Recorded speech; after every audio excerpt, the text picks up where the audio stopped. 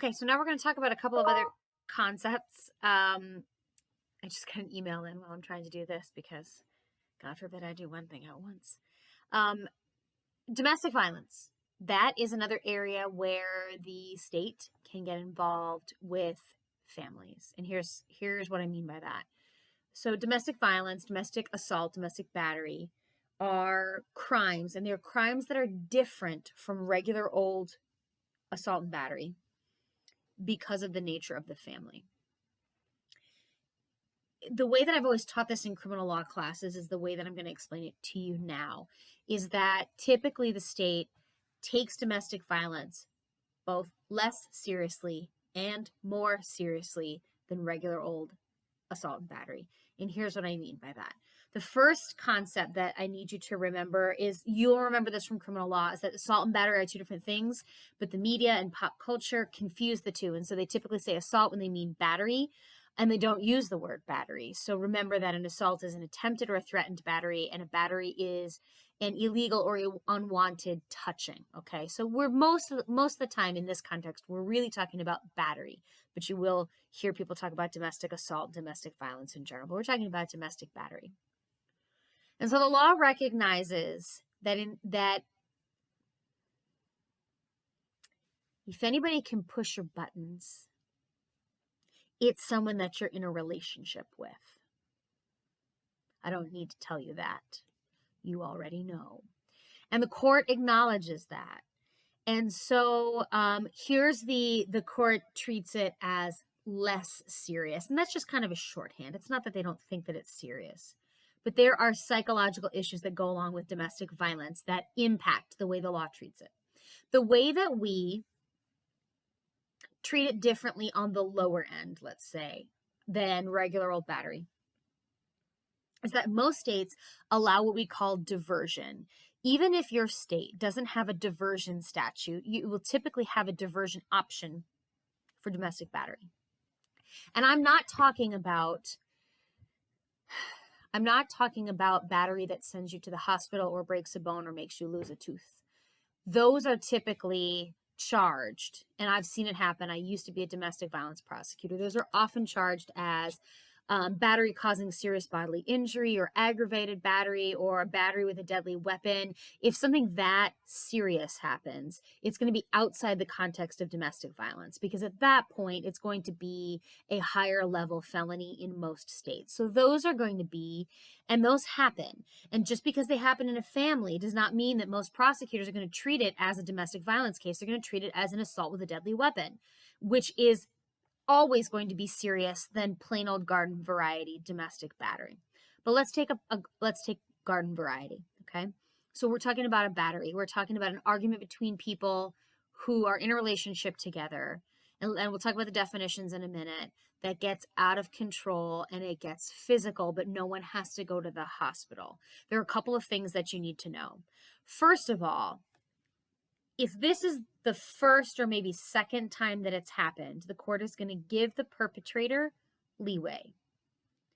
Under some other circumstances, meaning if it's not, or if it happened in the presence of a child, we're going to aggravate that. So that's how the law treats domestic battery, as both less serious and more serious than garden variety battery. Back to diversion. Diversion is a process that many states use to give offenders a way out of criminal charges. It is not expungement. Expungement happens on the back end. So expungement happens after you are convicted and complete your sentence. After a statutory period of time, you can get your charges expunged. That's not what I'm talking about. I'm talking about diversion, which means you get your charge diverted. You do not get convicted of it. In many states, this means if you have a diversion program, and some states allow it by statute for anything a prosecutor wants, or some states allow it for anything a prosecutor wants that's a misdemeanor or a misdemeanor and a low-level felony. Maybe we carve out some cases. Diversion is different, very different all over the country, so I can't give you a flat answer. But the concept of diversion is, I did this thing, and I don't have a criminal record, and I didn't do anything really, really bad. I didn't kill anybody.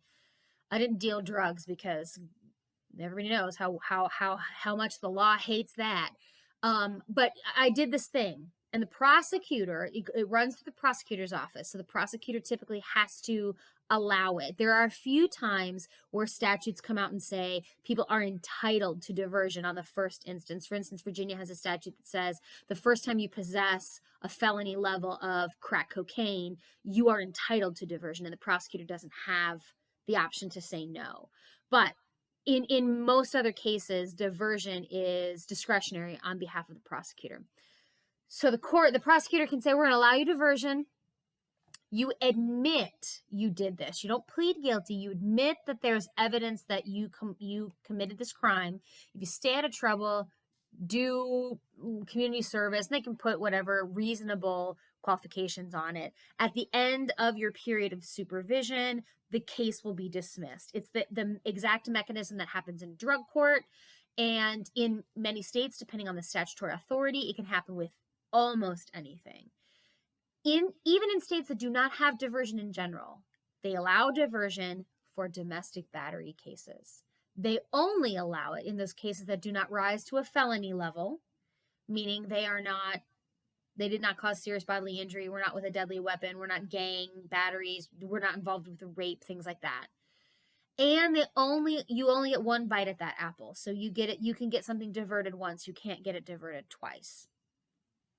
So what this does is it is a legal recognition that battery inside a family relationship is different from battery that is not within a family relationship. And when I say family relationship, here's the typical standard definition for what constitutes domestic battery in most states: between spouses, between household members. So if you live in the same house, so a sister would count if you live with a sister. Parent-child, or people who share a child sometimes. So it is not confined just to marriage. It can certainly happen with a boyfriend and girlfriend, same-sex partners. All of that falls under the definition of domestic battery, but that's the basic definition. So when that happens, the law recognizes that under certain circumstances, we are going to preserve that family. And the way that we preserve that family is keeping the perpetrator out of court. As a domestic violence prosecutor, very frequently, we would have, witnesses not come to court because maybe they didn't even call the police the night that it happened. Maybe the neighbors did because they heard screaming, and so the police showed up. And so here's another thing about domestic violence. The police deal with it all the time, and they are trained at some level to deal with it. But as you can imagine, it's a very gray situation, and it's very he said, she said. So what do the police typically do in the police policy? So this is not necessarily law, but it is frequently happens in police internal regulations. And those are akin to those administrative regulations I talked about in part 1. They may have a policy that is, we will arrest whoever does not have the physical evidence of abuse. So the police respond to an altercation. She says one thing, he says another thing. She's the one that has the bruise and the red mark on her face. He's the one that gets arrested, regardless of what the stories are. That is a very standard police policy in responding to domestic violence. Another policy that politicians, i.e. prosecutors, run on and frequently maintain is what's called a no-drop policy. If you ever hear someone say, the state took my case, that means a domestic violence charge was filed, meaning a victim called the police or a neighbor called the police. They responded. They filed charges against the person who perpetrated the battery based on the physical evidence at the crime scene. And the prosecutor refuses to drop it. And so a lot of times we say the state takes the case, or a victim might say the state takes the case. So there's a few things. Psychologically, as you can probably imagine, you probably have seen in real life or you've heard in other classes that victims frequently recant. It is a bear trying to get domestic violence cases prosecuted, because frequently you'll put a victim up on the stand and they'll say, it didn't happen that way. It didn't happen at all.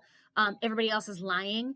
And then we used to have a judge when I was prosecuting on the bench who would say, you can't litigate by day and fornicate by night. So if she was back with him and it was not always a male perpetrator and a female victim, and we had cross warrants all the time, But he would say things like that. And so frequently one of the first questions a court might ask in a case like that is, who bailed you out, sir?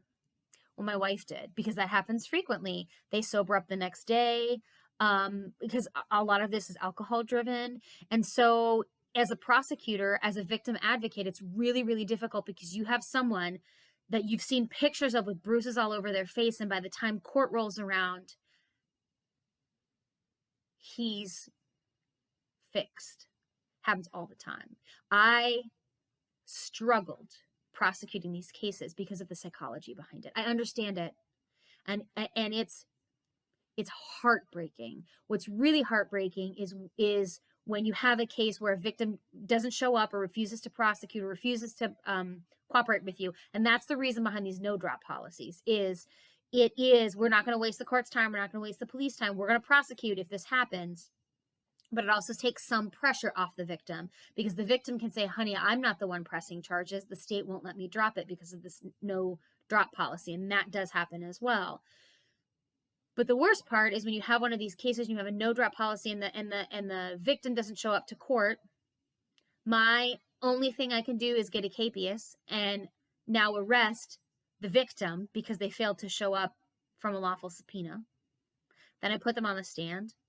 They deny anything ever happened.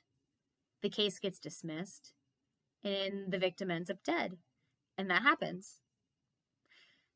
So all of these are real issues that we deal with when we deal with domestic violence cases. But in the first instance, if it's a family situation and no one is sent to the hospital level of violence, we may allow for that diversion to protect the family. I am running out of time, or I would tell you stories that would curl your hair from my time in the trenches with this, but it was a very difficult job.